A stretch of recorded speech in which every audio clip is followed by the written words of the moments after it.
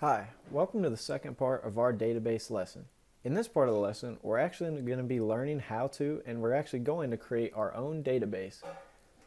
In this part, we're going to be creating an example database of the used car garage example that I used in the previous video. Now, to create our databases, we're actually going to be using the NetBeans IDE, which you can download online as opposed to BlueJ. NetBeans allows us to create interactive GUIs and to create databases. So the first thing we're going to do is make sure that we have everything that we need to make our database. So we're going to go to Windows, Services, and we're going to see the database here. So we're going to expand that, expand Java databases, and we're going to see that we have some sample databases and some databases that I've already created. Now, the first thing we're going to do when creating a database is create a database server. So we're going to go here at Java database and we're going to hit start server. Now if we come here at our output window, we're going to get a message saying that our server was updated successfully. So now that we've started our server, we're going to come to the Java database, right click it, and we're going to hit create database. This will bring up this tab. So we're going to name our database used car garage. And you have to create a username and password. So for this one, we're just going to do tester and tester again. Tester. And then you have to choose wherever you want to download your database to. Hit OK. So now that we've actually made our database, we're going to come over here, right click our database, and we're going to connect it to the server we just created. So when that's done, we can see that if we go here under tester, we have tables. So now we're actually going to make a table for our database. So we're going to right click table and hit create table. So we're going to call this table cars, and this is where we're going to store the cars for our used car garage. So now we're going to add our columns to our new table. So the first thing we're going to do is do an ID column, which will be an integer value. So ID will be used almost as an index for everything in our list, or in our table I should say. So we're going to set ID as our primary key, as it's basically our index. So hit OK. And then we're going to add another column.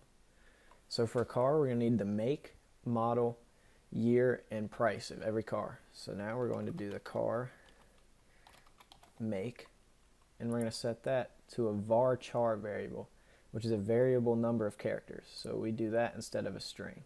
And we're just going to set the size to 20 on that and uncheck all of these. And we're going to do the same for the car model. We're going to set that to varchar,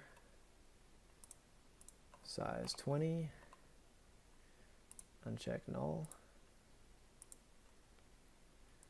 And we're going to do the car year,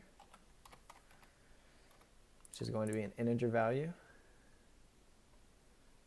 Integer value.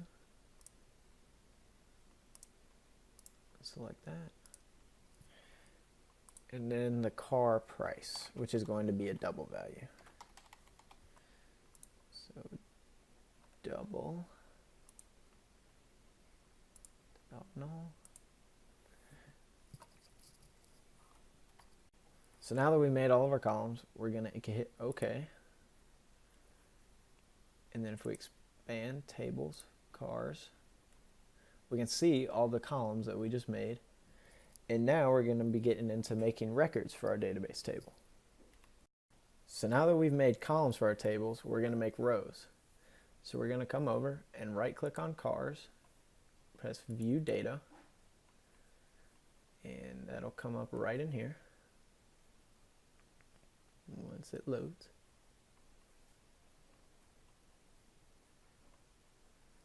Here we go.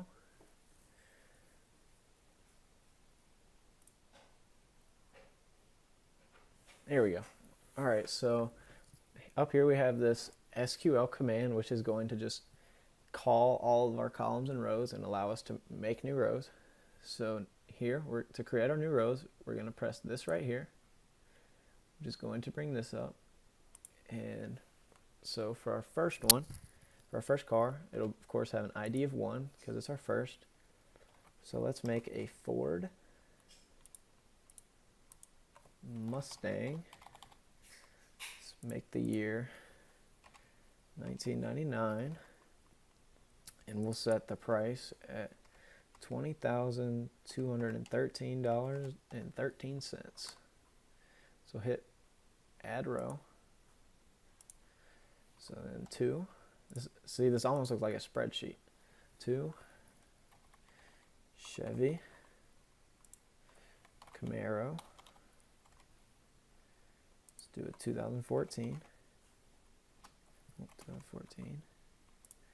Set the price at $25,617.82. And now we're only gonna be making 3 rows just for this example. So 3. So we'll do a Honda Accord. Let's make that a 2012. And we'll say that it's $13,456.87. For our last row, set the ID to 4. Let's do a Honda Pilot. Set the year to 2010. We'll say that it's $10,345.65. So then we'll hit OK, and that will add all of our rows to our columns. So if you remember from the last video, I told you guys about the structured query language, which is the primary language used for basically all databases. And that's what this line of code right here is. So now that we have our table, I'm just going to show you guys a couple of examples of how we can play around with the structured query language to make the table give us exactly what we want. So let's do select from tester cars, which is selecting the table from tester cars. Let's do this where car make equals Honda. So this should print out every time just the car make is named Honda. So look here, that's exactly what it did. It printed the 2 Hondas that we created in our table, the Pilot and the Accord. Now let's try this with a price value. So if we do car underscore price, say if we do it where the price is less than $15,000. If we run that, it comes up with our Accord and Pilot again. Oh, that's a bad example. Hold on. I'll show you guys what if it's greater than $15,000. Yep, so it'll show the Mustang and Camaro. Next, we're going to connect to our database using Java code. So later on, we're actually going to make a Java GUI that's going to allow us to load information from our database, and it's going to have buttons to update, delete, and scroll through the database. But just for right now, we're just going to connect our database to a regular Java code that's just going to display things on our terminal window. So the first thing we're going to do is we're going to go to File, New Project,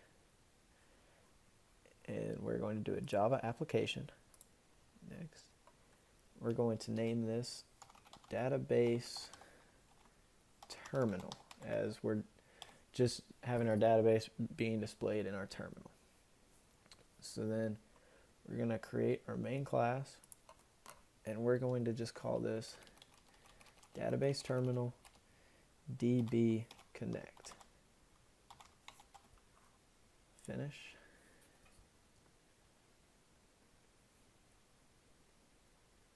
And that's creating our new project. Waiting for that. The first thing we're going to do with this code that just came up is we're going to add our import statements. So for this, we're going to have 3 imports. So import java.sql.connection, import java.sql SQL dot driver manager, and import java dot SQL dot SQL exception. Alright, so now that we have our imports, we're going to need to set up a connection to our database. So I'll delete this line of code. So to create our connection to our database, we're going to need to create a connection object that's going to use a drive manager to gain our connection. So we're going to create our connection object, connection con. It's going to be equal to drive manager, drive manager dot get connection, and within the parameters we're going to have a host, username, and password. So we need to define our host, username, and password. So to get our host, string host, our host is going to be equal to, if we come over here to our file, no, to our services, and we go to right here. So this is going to be our host. So the JDBC colon Derby, that right there. So string host equals JDBC Derby slash local host 1527 slash used car garage semicolon, and then we're going to have our string username and string password. So if you guys remember, we created our username and password earlier in the lesson. So our username was tester and our password was also tester. String password equals tester. Oop, I actually misspelled host here. Host, oh, driver, password. Sorry about that. So now what we're going to do is we're going to put these into a try and catch. So it will try to connect to our file, or to our database, I mean. So try, just like that. Then we'll put our catch here. And our catch will throw an SQL exception error.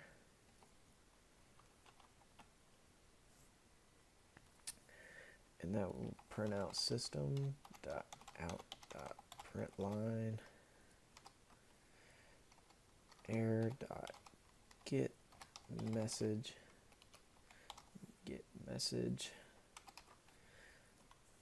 just like that.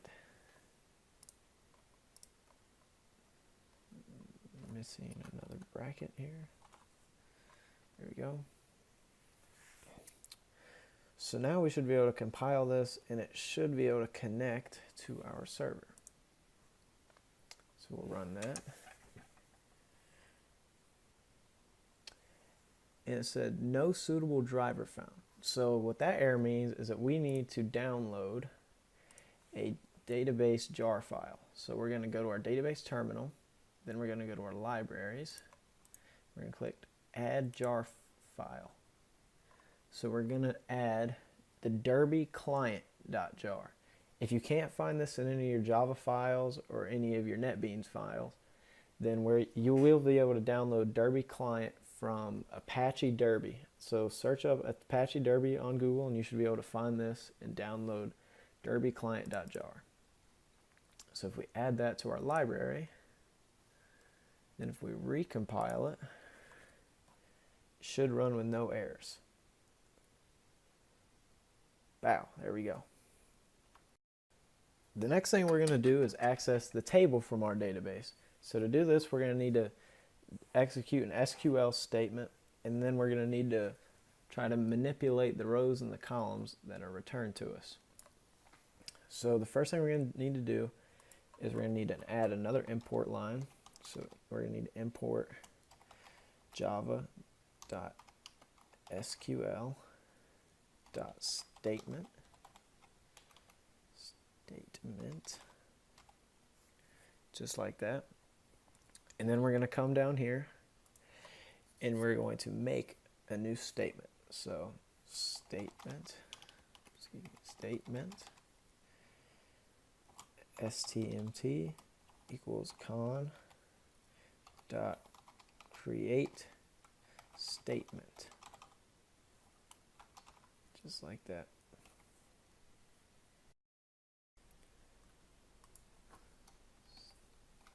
Statement. So now we're actually going to need to make an SQL command that we're going to use. So string SQL equals select star from cars, which is the database that we made earlier. String. Now, to actually utilize this SQL, we're going to need to pass it through an execute query method. Now, an execute query method comes from the result set class. So to use that, we're going to have to import java.sql.result set, just like that. Now, what a result set is it's any kind of way to store or manipulate records returned from an SQL query. So result sets are really used to kind of pass an SQL. So now what we're going to do is we're going to actually create a result set. So result set rs equals our statement dot execute query, and then SQL. What these two lines are going to do is they're going to allow us to access everything from our database table. So now we're going to actually use our result set to, you can use result set in many different ways. So there's a result set next, which moves the cursor to the next row in your table. There's previous, which moves the cursor back one row in your table. There's first, which moves the cursor to the first row. Last moves the cursor to the last. And absolute, which moves the cursor to a particular row in the table. So what we're going to use, we're going to create a while loop that will go through all of the rows in our table. So while rs.next, so this will cycle through all of our rows, just like this. So now that we have our while loop, we're actually going to have to initialize and declare all the columns that we made in our table. So we do this like this: int id call, you can name these whatever you want, equals rs dot get int id, and this has to be the exact same name that you named the column in your table. So I went ahead and did all of these just to make this easier for the sake of the video. So I have string car make, string car model, get string car model, double car price, get double car price. So after we do that, we can actually print the table. So let's say we do system.out.println, and then let's say we do id call plus blank plus car